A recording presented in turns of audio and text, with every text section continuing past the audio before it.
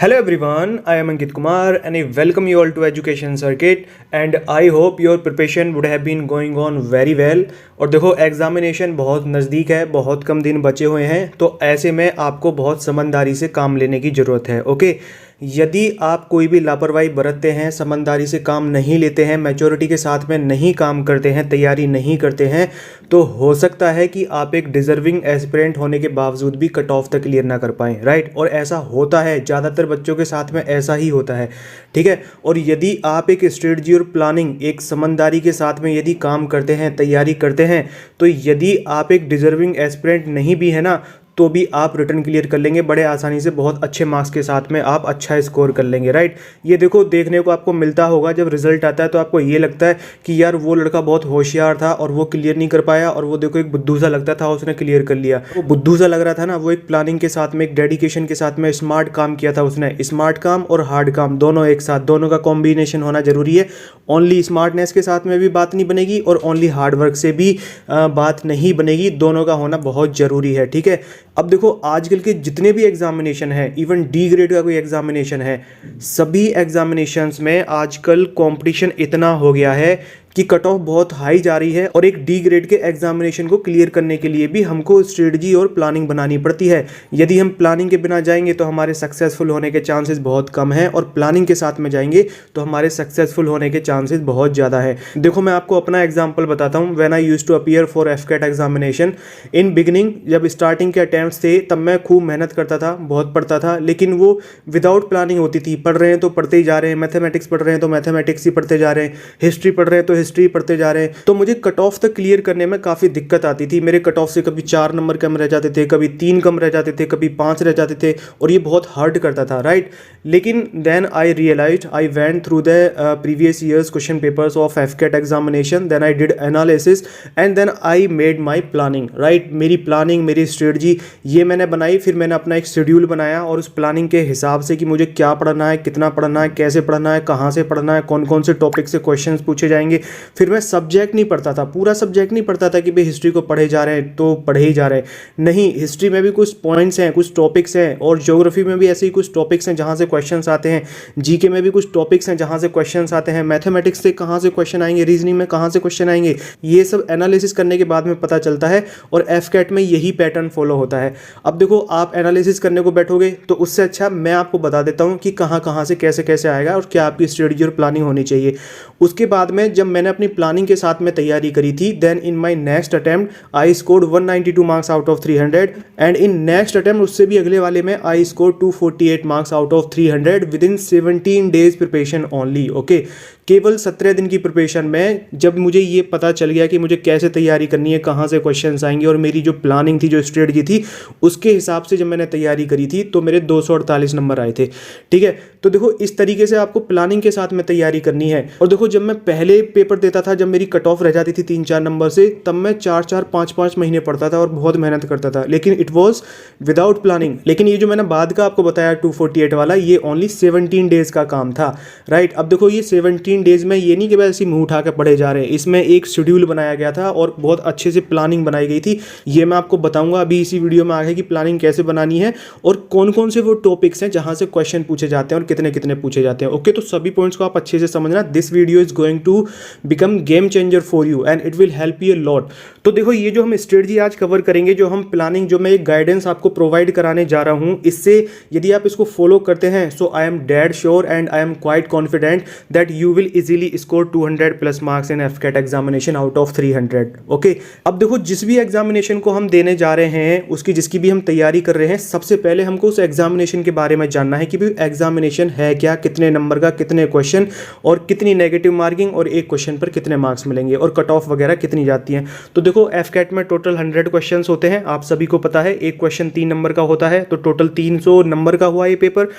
और यदि नेगेटिव की बात करें तो नेगेटिव मार्किंग होती है 1/3 होती है, गलत होने पर -1 आपका 1 नंबर डिडक्ट हो जाएगा। और यदि इसकी कट ऑफ की बात करें तो इसकी देखो अभी तक हाईएस्ट कट ऑफ गई है 165, राइट। तो आप 170 मान लो, 170 नहीं तो 180 मान लो, हो सकता है 170 चला जाए, वैसे तो 170 जाएगी नहीं, लेकिन फिर भी खुदा ना खास्ते अनफॉर्चुनेटली चली जाए तो क्या करें। तो हमारा जो एम है वो हमारा इसी तरीके से होना चाहिए कि भाई हमको 170 से ऊपर या 180 से ऊपर लाना है, लेकिन हमको ये भी नहीं रखना हमको तो 200 प्लस की बात करनी है, राइट। अब देखो 300 में से 200 नंबर आपको लाने हैं, तो 300 में से 200 नंबर लाने के लिए आपको होल सिलेबस पढ़ने की जरूरत नहीं है, राइट। ऐसा नहीं है कि आप उसमें हिस्ट्री में पीएचडी करने जा रहे हो और आप पढ़े जा रहे हो बाबर ने कब आक्रमण किया और इब्राहिम लोदी ने कब क्या कैसे किया। नहीं, इसमें फैक्चुअल टाइप के क्वेश्चंस आते हैं। This is not an IAS examination. IAS examination में और ये सीडीएस एग्जामिनेशन में तो आपको थ्योरी पढ़नी पड़ेगी पूरी अच्छी से, वो पता नहीं कहाँ से कैसे क्वेश्चन पूछ ले। लेकिन इसमें तो सेट पैटर्न के क्वेश्चंस आते हैं, फैक्चुअल क्वेश्चंस, जैसे कि पूछ लेगा पानीपत की बैटल कौन से ईयर में कौन सी हुई, किन किन दो लोगों के बीच में हुई, या पूछ लेगा कि प्लासी का जो युद्ध हुआ वो किन लोगों के बीच में हुआ, किस ईयर में हुआ। इस टाइप के क्वेश्चंस आते हैं। तो ये चीज़ आपको समझने की जरूरत है। Please don't go through whole syllabus, ठीक है। देखो आप 75% ही सिलेबस कवर करो, लेकिन वो जो 75% आप कर रहे हो ना उसको अच्छे से करो, ठीक है। उसका रिवीजन करो, मल्टीपल टाइम्स रिवीजन करो, 2 बार 3 बार। जब उससे क्वेश्चन आए तो फिर वो आपका मिस नहीं होना चाहिए। जैसा कि मैंने अभी आपको एक टॉपिक बताया कि बैटल से रिलेटेड क्वेश्चन पूछा जाता है, कौन सी कहाँ पे किस ईयर में हुई। अब ये कोई बहुत ज़्यादा बैटल्स नहीं है, एक छोटा सा टॉपिक है, और ये मैं आपको प्रोवाइड करवाऊंगा अपकमिंग वीडियोज़ में। एक वीडियो सेपरेट होगी इन सभी टॉपिक्स पर इसी तरीके से, राइट। लेकिन आप खुद भी पढ़ते रहो, डोंट वेट फॉर वीडियोज़। तो अब देखो ये जितनी भी बैटल्स हैं आप इनको अच्छे से याद कर लो, ठीक है। और ये कभी याद होंगी जब आप रिवीजन करोगे। बिना रिवीजन के एक बार में कुछ भी याद नहीं होता है, वो ज़्यादा लंबे टाइम तक याद नहीं रहेगा, बाद में वो निकल जाएगा कुछ टाइम के बाद में। We are human being, we are not computer की एक बार उसमें टाइप कर दिया तो परमानेंटली वो सेव रहेगा। Revision is the mother of learning. बिना रिवीजन के आपकी चीज़ें दिमाग में सेट नहीं होंगी, ठीक है। तो देखो इस तरीके से हमको करना है, हमको अपना टारगेट बना के चलना है। माना 210 नंबर लेकर आने हमको, तो 210 नंबर लाने के लिए कितने क्वेश्चन सही होने चाहिए? 70, ठीक है। 70 क्वेश्चन सही हो जाने पर 210 नंबर आएंगे। तो हम 30% ना भी पढ़े तो भी हमारे 210 नंबर आ रहे हैं।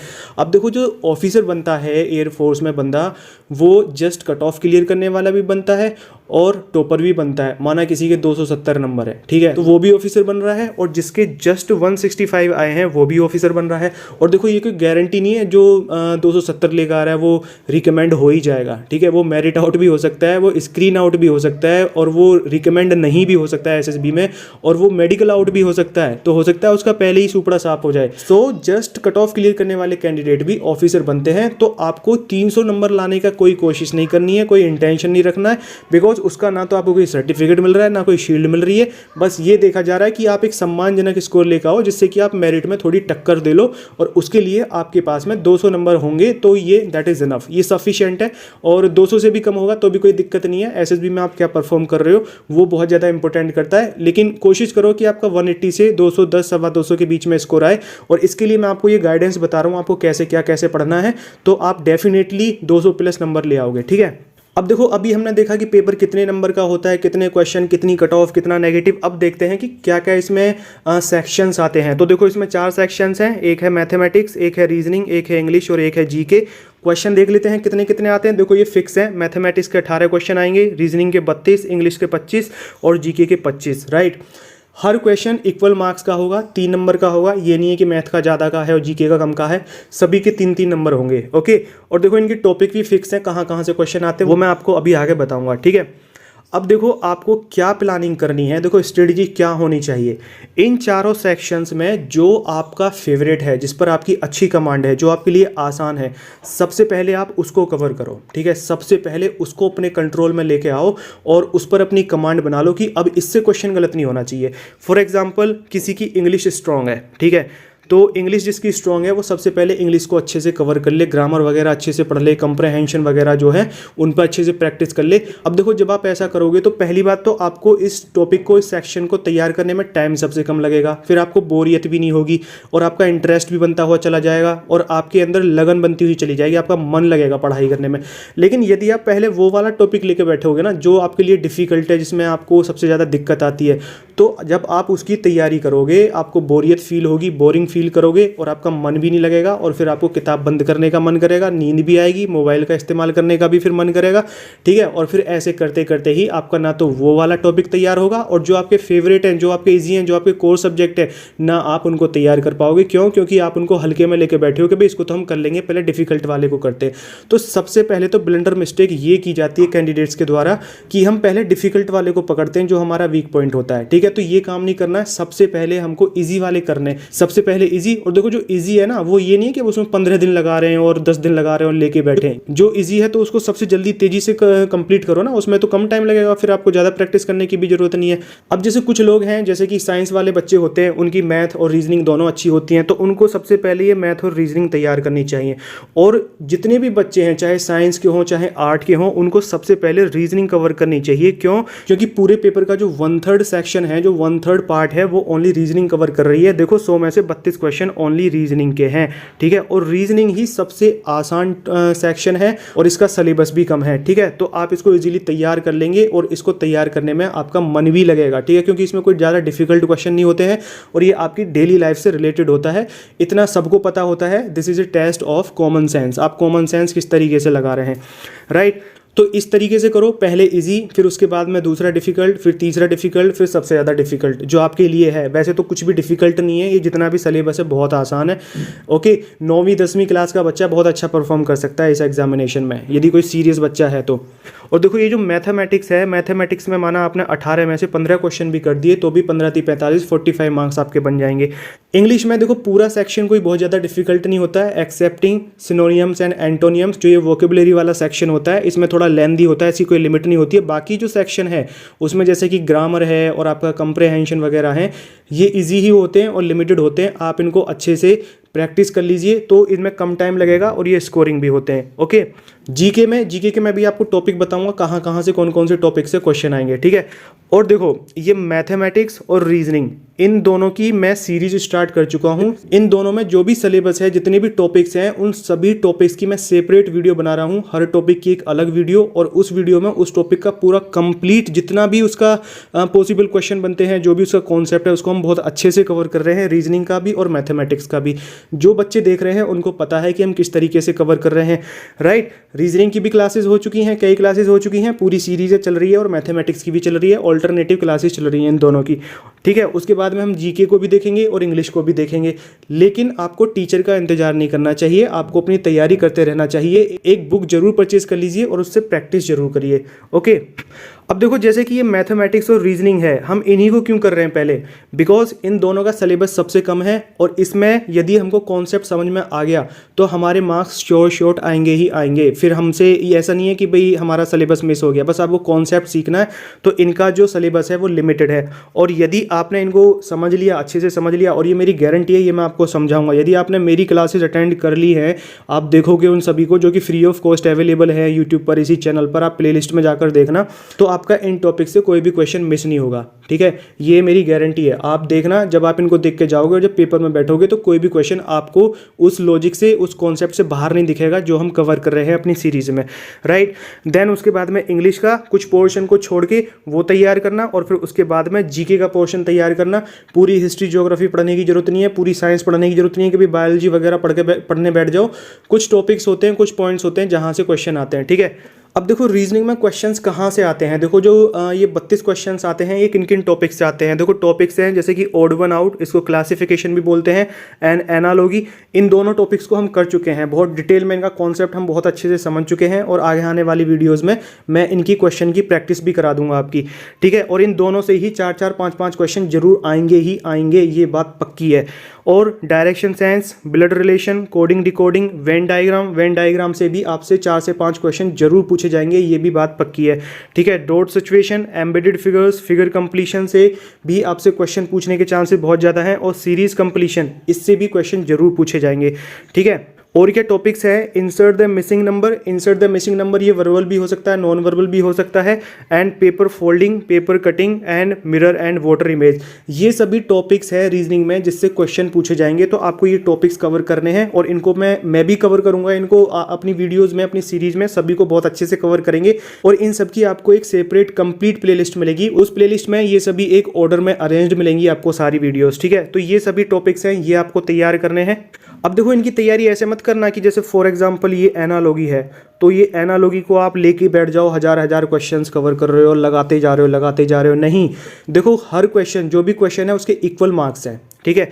एनालॉगी से कितने क्वेश्चन आएंगे, माना 5 आगे ज़्यादा से ज़्यादा। अब इसको तैयार करने के चक्कर में आप इतने मदहोश हो गए कि बाकी टॉपिक्स को भूल जाओ, तो फिर आपकी वहाँ पर गड़बड़ी हो जाएगी, वहाँ पर आप मार्क्स मिस कर दोगे, ठीक है। आप देखो कैसे करो, 100 क्वेश्चन कर लो। चलो पहले आप स्टार्टिंग में 100 नहीं 50 क्वेश्चन भी कर लो, सारे टॉपिक्स को करो। लेकिन जैसे आप सारे टॉपिक्स के मिनिमम 50 क्वेश्चन करोगे तो आपके माइंड में से ये सारा सिलेबस निकल जाएगा और आपको इन सबका कॉन्सेप्ट क्लियर हो जाएगा कि किस तरीके से हमको क्वेश्चंस करने हैं, राइट।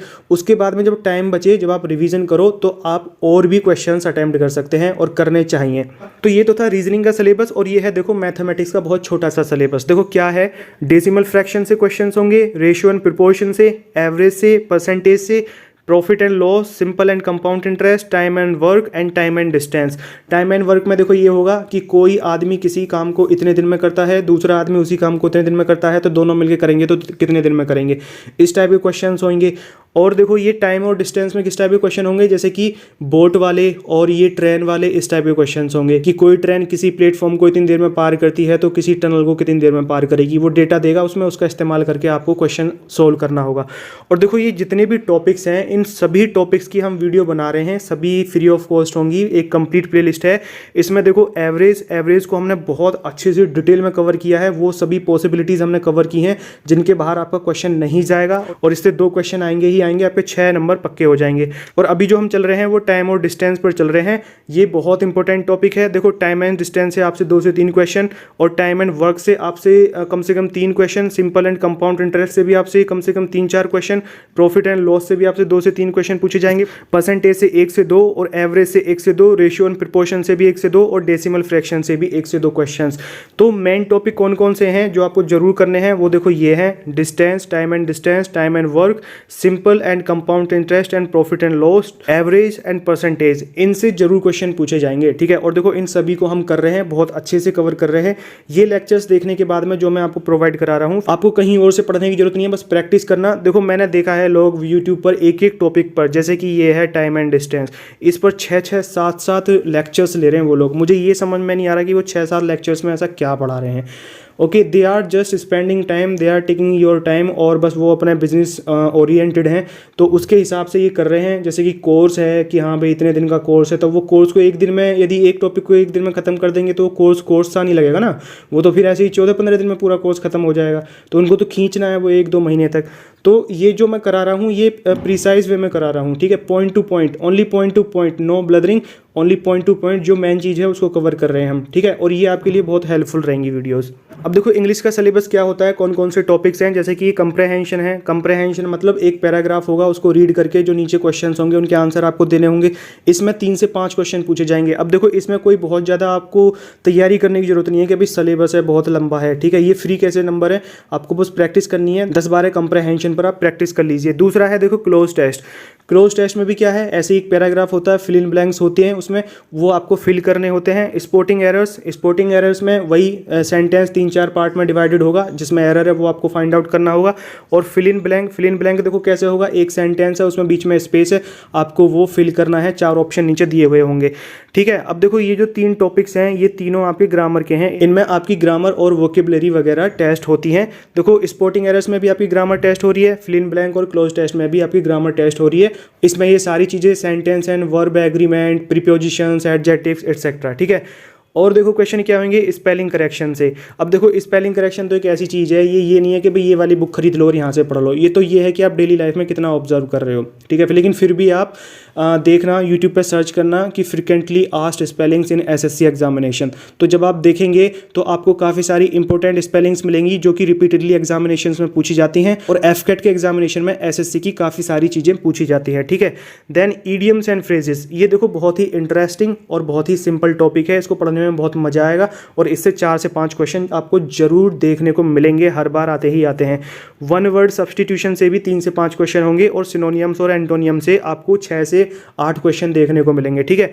तो देखो ये जो सिनोनियम्स और एंटोनियम्स है ना, यदि आपकी इंग्लिश कमजोर है तो आपको इस पर टाइम फोड़ने की जरूरत नहीं है, बिकॉज आपको देखो वही है 300 में से 200 सवा 200 नंबर लाने, 70 के करीब यदि हम टारगेट लेके चले, माना हमको 80 क्वेश्चन कर रहे हैं, तो जो 20 क्वेश्चन हम छोड़ रहे हैं उसमें ये सिनोनियम्स के यदि हमने 8 क्वेश्चन छोड़ भी दिए, पहली बात तो जो 8 होंगे वो सारे के सारे डिफिकल्ट नहीं होंगे, उसमें से 3-4 आपसे फिर भी हो जाएंगे, ईजी होते हैं वो, ठीक है। और ये मैं टेक्निक आपको सिखाऊंगा आगे कि ना आते हुए भी आपको एलिमिनेट करके किस तरीके से ऑप्शन अपना लेना है कि ये आंसर है, बाकी को किस तरीके से निकालना है, ठीक है। तो ये सिनोनियम्स और एंटोनियम्स को तब पढ़ें जब आपके पास में सफिशिएंट टाइम हो, राइट। सबसे पहले आप पढ़ो ग्रामर के रूल, ये ग्रामर पढ़ो, कंप्रहेंशन पर आप प्रैक्टिस करो, और ये idioms and phrases and one word substitution, इनकी सबसे पहले तैयारी करो। इनसे आपकी जो इंग्लिश है उसका 75 या 72% पोर्शन कवर हो जाएगा, ठीक है। इस तरीके से पढ़ना है।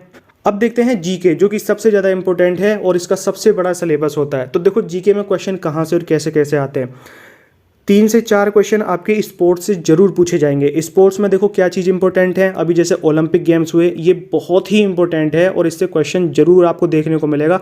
और अभी ये देखो T20 वर्ल्ड कप हुआ, क्रिकेट का वर्ल्ड कप हुआ, इससे क्वेश्चन आपको देखने को मिलेंगे, ठीक है। और इसमें स्टैटिक जीके से देखो कैसे पूछे जाते हैं, जैसे कि कोई ट्रॉफी है, कोई सा कप है, वो कौन से स्पोर्ट्स से एसोसिएटेड है, कोई प्लेयर कौन से स्पोर्ट्स से एसोसिएटेड है, किस गेम में कितने खिलाड़ी होते हैं, और कौन सी टर्म कौन से स्पोर्ट्स से एसोसिएटेड है, जैसे कि गली पोजीशन ये क्रिकेट में होता है, या पॉपिंग क्रीज ये किस में होता है, जैमी स्टिक, ये सब चीज़ें किस स्पोर्ट में यूज़ होती हैं। तो इन चीज़ों को तैयार करो, इनसे एफकेट में हमेशा क्वेश्चन पूछे जाते हैं। वेन्यूज़, फॉर एग्जांपल अपकमिंग जो ओलंपिक गेम्स होंगे उसके वेन्यू क्या हैं, Asian games and Commonwealth games, इनके वेन्यूज़ क्या हैं, ये आप तैयार करो, ठीक है। और डिफेंस में कैसे क्वेश्चन होंगे, जैसे कि अभी कोई नई सबमरीन जो लॉन्च हुई है, जो कमीशन हुई है नेवी में, या कोई नया फाइटर एयरक्राफ्ट, या कोई नई डील इंडिया रशिया के बीच में, इंडिया अमेरिका के बीच में, और जॉइंट मिलिट्री एक्सरसाइजेज बहुत इंपॉर्टेंट है। और देखो ये डिफेंस के जितने भी इंपॉर्टेंट क्वेश्चंस होते हैं, करंट अफेयर्स होते हैं, ये मैं कवर कराता रहता हूँ,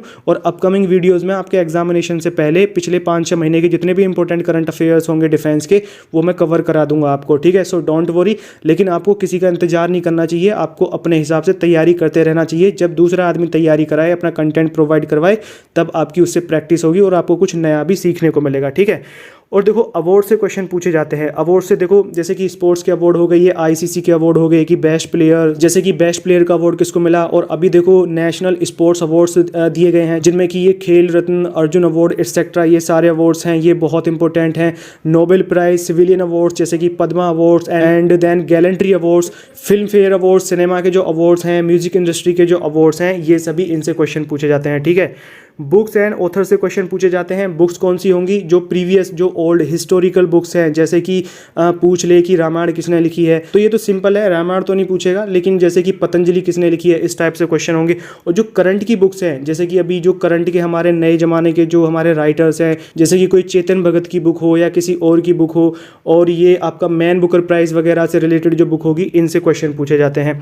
index and ranking, for example human developing index में इंडिया की क्या रैंक है, ऐसा क्वेश्चन होगा। Days, for example farmer day किस दिन बनाया जाता है, या वर्ल्ड इन्वायरमेंट डे किस दिन बनाया जाता है।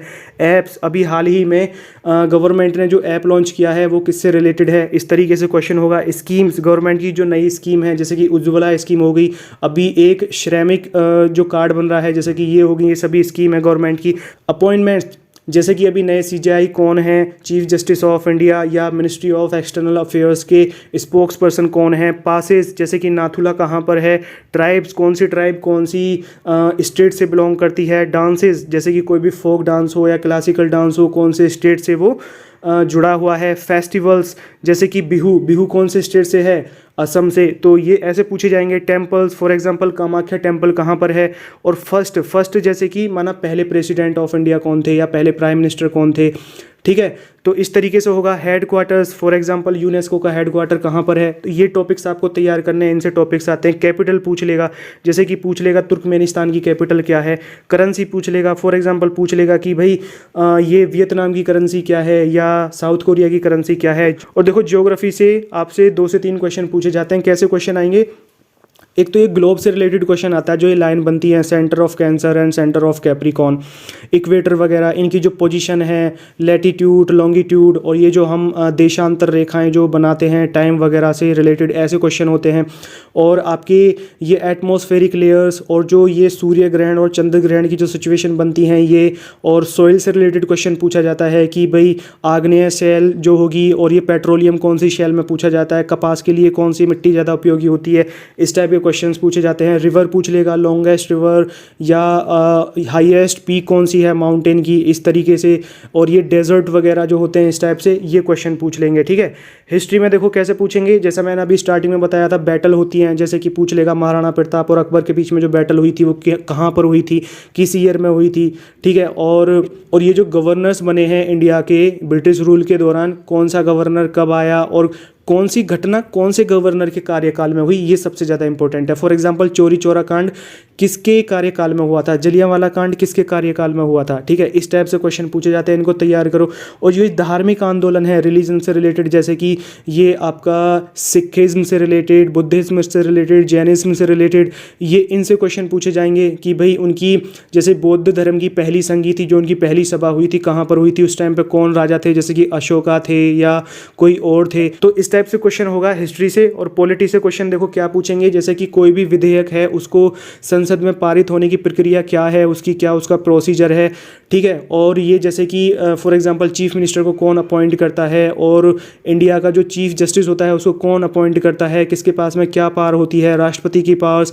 और इसमें देखो पॉलिटी में सबसे ज़्यादा इंपॉर्टेंट टॉपिक क्या होता है, जैसे पूछ लेगा कि राज्य के नीति निर्देशक तत्व ये कौन से स्टेट कौन से देश के संविधान से लिए गए हैं, ठीक है। और पूछ लेगा जैसे कि ये पंचवर्षीय योजना होता है, 5 साल की जो योजना होती है, ये किस कंट्री के संविधान से लिए गए हैं। ये कॉन्स्टिट्यूशन यानी कि संविधान में जो हम संशोधन करते हैं, अमेंडमेंट करते हैं, ये कौन सी कंट्री से हमने लिया है। ये क्वेश्चन बहुत ज़्यादा पूछे जाते हैं, ठीक है। और देखो साइंस में क्या पूछे जाते हैं, वाइटामिन से रिलेटेड, कि किसी वाइटामिन की कमी से कौन सा रोग होगा, इस तरीके से। और इकोनॉमिक्स में भी एक क्वेश्चन पूछा जाता है, और ये कोई ज़्यादा वो नहीं है, इंटरेस्ट है तो पढ़ लेना, टाइम हो तो पढ़ लेना, वरना तो पढ़ने की कोई ज़रूरत नहीं है। बैंक वगैरह से रिलेटेड ये पूछा जाता है। मैं तो कभी नहीं पढ़ के जाता था इस टॉपिक को, because I was from science background, so I was not interested in such topics. ये जो हैं ये बाकी की जो चीज़ें हैं इनको तो तैयार करना पड़ता है, बिकॉज इनके बिना पेपर पास नहीं होगा, ठीक है। और देखो अदर्स में 2-3 क्वेश्चंस ऐसे होते हैं जिनकी कोई लिमिट नहीं होती है, वो पता नहीं कहाँ से क्या पूछ ले। अब देखो इतना सारा है, ये समुद्र है, अब समुद्र में पूरे समुद्र को तो तैयार नहीं कर सकते हो, पूरे समुद्र की कौड़ियाँ तो नहीं भर सकते हो आप, लेकिन उस समुद्र में यदि हमको पता चल जाए कि यहाँ पर मोती पड़ा हुआ है, तो हम उस समुद्र पर भी फतेह हासिल कर सकते हैं। और ये मोती कौन है, ये सारे टॉपिक्स हैं, ठीक है। इनको तैयार करो, इनमें से डायरेक्ट क्वेश्चंस आएंगे आपके एफकेट के एग्जामिनेशन में। और ये पूरे सिलेबस मत पढ़ो, देखो टॉपिक वाइज पढ़ो, टॉपिक ओरिएंटेड बनो आप, सिलेबस ओरिएंटेड नहीं कि भाई हमको पूरा पढ़ना है, ज्योग्राफी को लेकर बैठ के पूरी मोटी सी बुक लेकर बैठ के अब करे ही जा रहे हैं, ठीक है। और कभी उसमें डिटेल में भी मत जाओ, बहुत ज़्यादा डेप्थ में भी मत जाओ, ऊपर से जो क्वेश्चन पूछे जाते हैं ना, जैसे कि अभी ये क्वेश्चन है कि भाई जलियांवाला जो कांड है ये उस टाइम पर कौन से गवर्नर थे, जो ब्रिटिश गवर्नमेंट थी, तो चैम्सफोर्ड थे, ठीक है। तो ये इस तरीके से आप याद करो ये सारी चीज़ें, कौन सा टेंपल किसने बनवाया, जैसे कि तिरुपति टेंपल किसने बनवाया, तो कौन से राजा ने बनवाया, ऐसे इनके नाम याद करो। हुमायूं का मकबरा कहाँ पर है, या शेर शाह सूरी का मकबरा कहाँ पर है। ये जो है ना ऐसे देखो फैक्चुअल टाइप के क्वेश्चन हैं, ये फैक्ट्स हैं, ये आपको याद होने चाहिए। तो इनकी तैयारी आप कैसे करोगे, डायरेक्ट गूगल पे जाओ, विकिपीडिया पे जाओ, देखो हर चीज़ अवेलेबल है। देखो आपको खुद से तैयारी करनी पड़ेगी। यदि आप यूट्यूब चैनल्स के भरोसे बैठे हुए हो ना, तो यूट्यूब चैनल कभी भी सिलेबस पूरा नहीं करवा पाता है, क्योंकि ये सारी चीज़ें बनाने में, एक वीडियो को बनाने में बहुत टाइम लगता है, ठीक है। और ये बनाना काफ़ी डिफिकल्ट होता है। और यदि आप इसको खुद तैयार करोगे तो कितनी देर में, माना कि जैसे कि ये बैटल्स हमने देखी, तो बैटल्स को आप हार्डली आधे घंटे में बड़े अच्छे से तैयार कर लोगे, बहुत अच्छे से समझ के। तो देखो ये है जीके का सिलेबस, आपको इन सभी टॉपिक से क्वेश्चन पूछे जाएंगे, आपको ये तैयार करने हैं, तो देखो अभी हमने देखा कि क्या पढ़ना है, अब देखते हैं कि कहाँ से पढ़ना है। तो देखो सबसे पहले आप कुछ करो या ना करो, देखो जब तक आप किताब नहीं खरीदोगे ना, जब तक आप बुक परचेज नहीं करोगे और प्रैक्टिस नहीं करोगे, तब तक फिर दिक्कत है, बहुत मुश्किल रहेगा। मैंने देखा लोग पीडीएफ्स पर डिपेंडेड हैं। आदत बिगड़ी हुई है बच्चों की कि भाई पीडीएफ प्रोवाइड करवाओ, पीडीएफ प्रोवाइड करवाओ। अरे पीडीएफ से नहीं होगा भाई कुछ भी। पीडीएफ में तो बहुत सारी तो गलती होती हैं। जो बनाता है उस पीडीएफ को वो कोई प्रोफेसर थोड़ी है, वो किस इंसाइक्लोपीडिया पढ़ के थोड़ी आया, वो भी कॉपी पेस्ट करके पीडीएफ बना के दे रहा है आपको, और वो दुनिया भर की गलती करते हैं। मैं देखता हूँ ये पीडीएफ्स को, जो अलग को ये कोचिंग सेंटर्स हैं और जो ये यूट्यूब चैनल्स हैं, उसमें काफ़ी मिस्टेक्स होती हैं। और माना कोई कर भी रहा है, देखो जो पीडीएफ है वो वेल रिसर्च्ड नहीं है जो बना के दे रहा है, ठीक है। आपको ऐसा सोर्स फॉलो करना चाहिए जो कि रिकमेंडेड हो उस पर्टिकुलर एग्जामिनेशन के लिए और उस एग्जामिनेशन के ओरिएंटेड हो, ठीक है। अब देखो यदि आप बिल्कुल बिगनर हैं और आपको दिक्कत है, आप ये सारी चीज़ें टॉपिक वाइज करने में दिक्कत आ रही है, तो एक बुक है अरिहंत की एफकेट की बुक, ठीक है। उसमें चारों सेक्शंस हैं, आप कम से कम वो तो जरूर पढ़िए। और देखो मैथ और रीजनिंग की तो आप टेंशन ना लो, कॉन्सेप्ट मैं अच्छे से प्रोवाइड करा रहा हूँ, इसका अच्छे से एक्सप्लेन कर रहा हूँ, लेकिन आपको प्रैक्टिस करने के लिए बुक जरूर खरीदनी पड़ेगी। प्रैक्टिस जब तक आप नहीं करोगे तब तक आप वहाँ पर क्वेश्चन सॉल्व नहीं कर पाओगे एग्जाम में, ठीक है। ये मैं आपको क्लियर कट बोल रहा हूँ, कोई नहीं बोलेगा, लेकिन मैं आपको बोल रहा हूँ, ये मैं अपने एक्सपीरियंस के बेसिस पर बोल रहा हूँ और जो बच्चों के साथ में होता है उसके बेसिस पर। तो एक तो ये किताब आपको इस्तेमाल करनी है, कोई एक किताब खरीदो और उससे पढ़ो, और जितना मुझसे होगा उतना मैं कराऊंगा, ठीक है। और आपको क्या करना है, गूगल की मदद लेनी है। गूगल पर विकीपीडिया से देखो, ऐसे इधर उधर से देखो कंटेंट मत पढ़ना, विकीपीडिया वाला देखना। विकीपीडिया वाला जो होता है वो सही होता है, और बिना विकीपीडिया वाले जो होते हैं उनमें काफ़ी गलती होती है। I have gone through a lot of things, वो काफ़ी दिक्कतें होती हैं और बच्चे फिर गलत सीख लेते हैं, तो कन्फ्यूज़ होते हैं फिर वो, और उनका क्वेश्चन गलत हो जाता है। विकीपीडिया को आपको फॉलो करना चाहिए, ठीक है। और देखो आपको क्या करना चाहिए कि एफकेट के जो प्रीवियस ईयर्स के क्वेश्चन पेपर्स हैं ना, आप उनको देखो। वैसे तो देखो प्रीवियस ईयर्स के क्वेश्चन पेपर्स काफ़ी मैंने सॉल्व करा दिए हैं, कंप्लीट प्लेलिस्ट का लिंक नीचे दिया हुआ है, राइट। और ये जो मैथ और रीजनिंग और जीके के जो टॉपिक्स हैं जो मैंने करा दिए हैं, जो अभी हमने कवर करे हैं, इनमें से काफ़ी मैंने कवर करा दिए हैं और काफ़ी आने वाली वीडियोज़ में कवर करेंगे। तो इन सभी का लिंक नीचे डिस्क्रिप्शन बॉक्स में दिया हुआ है, और ये वीडियोज़ ऊपर आई बटन में और इस वीडियो के एंड में एंड स्क्रीन पर भी दी हुई हैं, राइट। तो आपको ये जीके और इंग्लिश के जो ये पोर्शन होते हैं ना, जैसे जीके के ये सारे क्वेश्चन, जीके के तो सारे इंपॉर्टेंट हैं, और इंग्लिश के जैसे idioms and phrases, one word substitution, ये पैराग्राफ यानी कि कंप्रहेंशन को छोड़कर जितने भी क्वेश्चंस होते हैं, इनको आप पीवाईक्यूज से करो। मैथ और रीजनिंग करने की जरूरत नहीं है, क्योंकि मैथ और रीजनिंग में देखो ये नहीं, पीवाईक्यूज के पीछे मत पड़ना, वो तो कॉन्सेप्ट आना चाहिए, कॉन्सेप्ट आ गया तो हो जाएगा। लेकिन ये चीज़ ऐसी है जीके और ये वोकेबलरी ऑफ इंग्लिश कि आपका कॉन्सेप्ट भी क्लियर है ना, तो तब भी कोई गारंटी नहीं है कि क्वेश्चन आपसे बन ही जाएगा। हो सकता है जो क्वेश्चन आएगा वो आपसे ना आता हो, राइट। और देखो इसके अलावा आपको एक और महत्वपूर्ण काम क्या करना है कि आपको एसएससी के जो अभी रिसेंट में एसएससी के एग्जाम हो रहे हैं पिछले 1-2 साल में, उसमें इंग्लिश की यही वोकेबलरी और जीके के जो ये क्वेश्चंस हैं, ये जो क्वेश्चंस पूछे गए हैं, ये आपको तैयार करने हैं। और ये आपको कहाँ से तैयार करने हैं, यूट्यूब पर काफ़ी सारे ऐसे चैनल्स हैं जो एसएससी की तैयारी कराते हैं। तो जैसे मैं एफकेट की करा रहा हूँ, तो मैं एफकेट के प्रीवियस ईयर्स के क्वेश्चंस भी आपको प्रोवाइड करा रहा हूँ, ऐसे ही वो एसएससी के प्रीवियस ईयर्स के क्वेश्चंस प्रोवाइड कराते हैं वीडियोज़ की फॉर्म में, और जो पेपर होता है उसका एनालिसिस कराते हैं। तो वहाँ से आप इनको तैयार करो। तो यहाँ से इस तरीके से आपको इनकी ये तैयारी करनी है। अभी तक हमने क्या देखा है, क्या पढ़ना है और कहाँ से पढ़ना है। अब हम देखेंगे कि कैसे पढ़ना है। देखो अब फॉर एग्जांपल आपके पास में ओनली 1 मंथ है, तो अब ये 1 मंथ में आप तैयारी कैसे करेंगे। 1 महीने में तैयारी कर सकते हैं क्या? देखो कुछ लोग तो कहेंगे कि जी नहीं कर सकते, लेकिन मैं तो ये कहूँगा कि कर सकते हैं। 1 मंथ तो बहुत दूर, मैंने तो 17 दिन में बहुत अच्छी तैयारी करके बहुत अच्छा स्कोर कर लिया था। एफकेट एग्जामिनेशन की तैयारी करना आसान है, आपको थोड़ा सा दिमाग लगाना है। देखो अपना एक शेड्यूल बनाओ। जैसे फॉर एग्जांपल आपके पास में अभी 30 दिन है, तो 30 दिन को आप इस तरीके से डिवाइड करो कि शुरू के 17-18 दिन में आपको पूरा सिलेबस कवर करना, सारा चारों सेक्शंस का जो आप पढ़ना चाहते हो। मैं ये नहीं कह रहा कि 100% करो, मतलब जो चीज़ आप पढ़ना चाह रहे हो, माना आपने 80% डिसाइड कर लिया कि मेरे को ये पढ़ना है, तो उस 80% को पहले शुरू के 17-18 दिन में कवर कर लो, सारा निकालो सारा, ठीक है। और उसके बाद में 6-7 दिन रखो रिवीजन के लिए। तो जैसे कि 17-18 तारीख तक आपने सिलेबस कवर कर लिया, और फिर अगले 6-7 दिन में यानी कि 25 तारीख तक आपने रिवीजन कर लिया सबका, और उसके बाद जो 5 दिन बच रहे हैं उसमें आपको फिर दोबारा रिवीजन करना है। और ये जो दिन है लास्ट के 5 दिन, इसमें आपको मॉक टेस्ट की प्रैक्टिस करना बहुत ज़रूरी है। मॉक टेस्ट की प्रैक्टिस जरूर करना। और देखो ये डिसाइड कर लो, जैसे कि आपका कोई टॉपिक है, फेवरेट टॉपिक है, इजी है, फॉर एग्जांपल मैथमेटिक्स है, आपके लिए इजी है वो, ठीक है, तो आप इसको कम से कम टाइम में कवर करने की कोशिश करो। फॉर एग्जांपल आप इसको 2 दिन में कवर कर सकते हो। जो हमने टॉपिक्स अभी देखे थे 8 टॉपिक्स थे, 2 दिन इनफ हैं, ठीक है। फिर रीजनिंग को आप दे लो कि फॉर एग्जांपल हम इसको 3 दिन में ख़त्म कर लेंगे, तो 5 दिन में मैथ और रीजनिंग हो गए। अब ये जैसे आपने डिसाइड किया ना कि रीजनिंग हम 3 दिन में करेंगे, तो वो 3 दिन में हो ही जानी चाहिए। अब चाहे उसके लिए कुछ भी करना पड़े, चाहे रात भर जागो, चाहे दिन भर जागो, चाहे कुछ भी करो, लेकिन वो हो जाना चाहिए। और ये डिपेंड करता है आपके डेडिकेशन और आपकी विल पावर पर, आपके अंदर आग कितनी है, आप कितने मोटिवेटेड हो। ये तब होता है। मोबाइल को स्विच ऑफ करके रख देना और बढ़िया से तैयारी करना, ये आपका कमिटमेंट होना चाहिए। ये डिसाइड करना कि पहले दिन मुझे रीजनिंग के ये टॉपिक करने हैं, दूसरे दिन ये करना है, ये लिख लेना एक पेपर पे लिख के और चिपका लेना अपनी दीवार पे जहाँ पे आप बैठते हो या टेबल पर रख लेना, ठीक है। इस तरीके से ऐसी मैथमेटिक्स में कि पहले दिन मुझे ये सारे टॉपिक्स करने हैं और दूसरे दिन ये सारे टॉपिक्स करने हैं। तो जिस टॉपिक के लिए जो दिन आपने असाइन किया है वो उसी दिन पर हो जाना चाहिए, चाहे कुछ भी हो जाए, हर हालत में। और ये कोई ज़्यादा बड़े बड़े टॉपिक्स नहीं है। अब देखो ऐसे नहीं है कि भाई आप किसी टॉपिक पर पीएचडी करने बैठ जाओ, नहीं। हर टॉपिक पर जो डिफरेंट टाइप के जितने भी पॉसिबल टाइप के क्वेश्चंस बनते हैं, उन सभी टाइप्स के 5-5, 10-10, 15-15 क्वेश्चंस करना, सभी टाइप्स के कर लेना, ठीक है। रीजनिंग में ऐसे ही इंग्लिश में इसी तरीके से दिन असाइन कर लेना कि भाई पहले मुझे कंप्रहेंशन करना है, एक दिन में कंप्रहेंशन, फिर ग्रामर, 2 दिन मान लो, चलो इस तरीके से। तो इस तरीके से इंग्लिश को और ऐसे ही जीके को, तो माना जीके में आपको थोड़ा ज़्यादा दिन लगेंगे, ठीक है।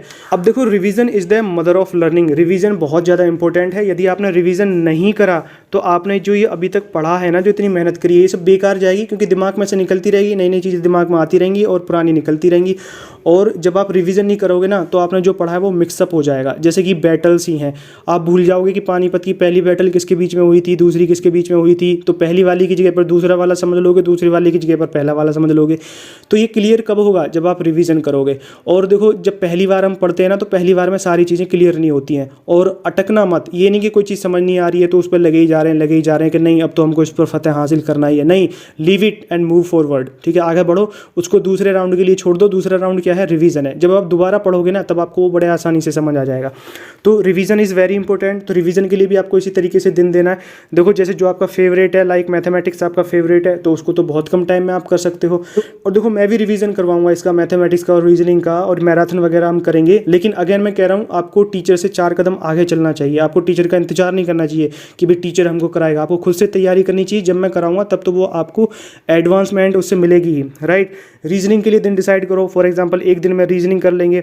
देखो ये तो रिवीजन की बात है। जब मैंने तैयारी करी थी तो मैंने मैथ और रीजनिंग दोनों 3 दिन में पूरा सिलेबस खत्म किया था। और ये अरिहंत की जो बुक है ना, इसका एक एक क्वेश्चन सॉल्व किया था मैंने, दोनों का, मैथ का भी और रीजनिंग का भी, ओनली 3 दिन में। और मैंने इनको सबसे पहले इसलिए लिया था क्योंकि ये मेरा स्ट्रॉन्ग पोर्शन है। I am from science background, math और रीजनिंग मेरी बहुत अच्छी है पहले से ही।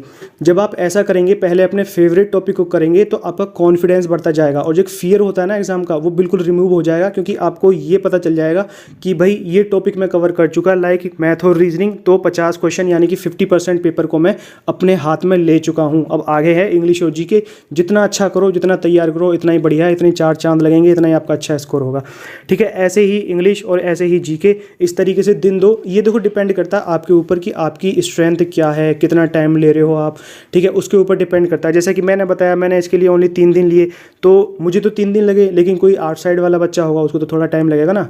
अब है सबसे ज़्यादा important mock test. Mock test लगाना बहुत ज़रूरी है। मॉक टेस्ट क्या है? जो आपने ये पिछले 1 महीने में या 2 महीने में जितनी भी तैयारी करी है, इसको शो करना है 2 घंटे में, ठीक है। ये 2 घंटे में आपका इसका टेस्ट होगा कि आपने क्या सीखा है।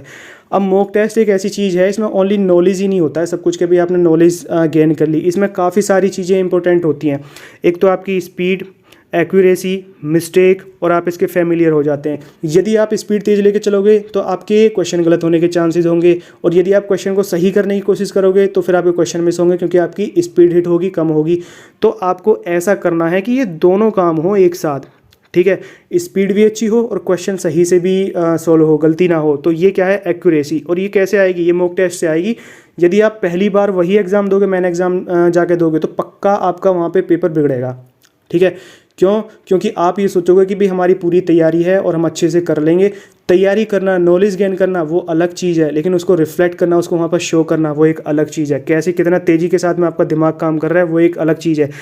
हम क्या करते हैं, जब हम क्वेश्चन सोल्व करते हैं तो हम मिस्टेक करते हैं, जैसे कि यूनिट्स को हम गलत पढ़ लेते हैं, ठीक है, और उसकी लैंग्वेज को नहीं समझ पाते स्पीड के चक्कर में, ठीक है। तो ये क्या है, इससे मिस्टेक होती है। जब आप मॉक टेस्ट लगाओगे तब आपको ये मिस्टेक्स पता चल जाएंगी और आप इनको करेक्ट करके जाओगे, और आपकी इससे कॉन्सेंट्रेशन पावर बढ़ेगी। आप फिर ध्यान से देखोगे चीज़ों को कि भी हाँ मुझसे ये गलती होती थी, और आप इसके फैमिलियर हो जाओगे एग्जाम के। आपको नया नहीं लगेगा कि हम भाई ऐसे कोई ऑनलाइन एग्जाम देने जा रहे हैं, एक ऑफिसर बनने का एग्जाम देने जा रहे हैं। तो ये है मॉक टेस्ट। और ये टाइम मैनेजमेंट मैंने आपको बता ही दिया है कि कैसे करना है और जो एक शेड्यूल बनाना है। और एग्जाम के टाइम पे भी आपका देखो टाइम मैनेजमेंट बहुत ज़्यादा इंपॉर्टेंट होता है। जैसे हमने भी तैयारी के लिए देखा है ना, पहले सिंपल फिर उससे डिफिकल्ट फिर उससे डिफिकल्ट, ऐसी एग्जाम में भी करना चाहिए। पहले हमको ईजी टॉपिक करने चाहिए, ठीक है, फिर उसके बाद उससे डिफिकल्ट फिर उससे डिफिकल्ट, इस तरीके से करने चाहिए।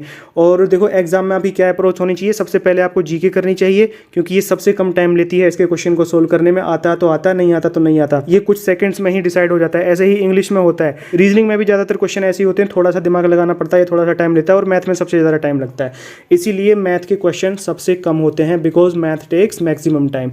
तो देखो ये है आपकी स्ट्रेटजी, आपको इस तरीके से एक इस फ्रेम में अपने आप को ढाल के तैयारी करनी है। पहले ये डिसाइड करो कि आपको पढ़ना क्या है, जो आपके फेवरेट टॉपिक्स हैं वो।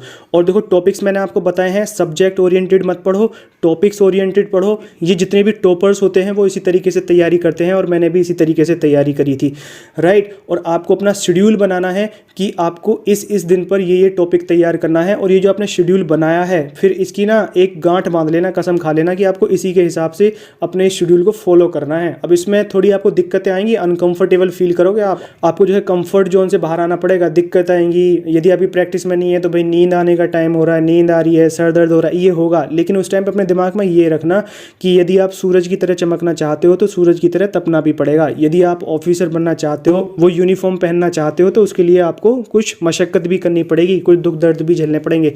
रिवीजन बहुत जरूरी है, जितना कर रहे हो उसको रिवाइज जरूर करना, वो आपका अच्छे से तैयार होना चाहिए, ठीक है। और जितना मुझसे होगा I will give best from my side, और मैं आपकी हेल्प जरूर करता रहूँगा। जो मेरा एक्सपीरियंस है I will keep on sharing it with you people and it will help you lot in performing well in AFCAT examination and in SSB also, in both, ठीक है। तो एफकेट के चारों sections, math, English, reasoning and GK, इसकी जो upcoming videos होंगी, इसी type की वीडियोज़ के लिए चैनल को सब्सक्राइब कर लीजिए और बेल आइकन पर क्लिक करके ऑल नोटिफिकेशंस को एक्टिव कर लो। और इस वीडियो को लाइक और शेयर कर देना, और टेलीग्राम जरूर ज्वाइन कर लो, लिंक नीचे डिस्क्रिप्शन बॉक्स में दिया हुआ है, ठीक है। So all the very best for your written examination in SSB, and that's all for today. Bye for now.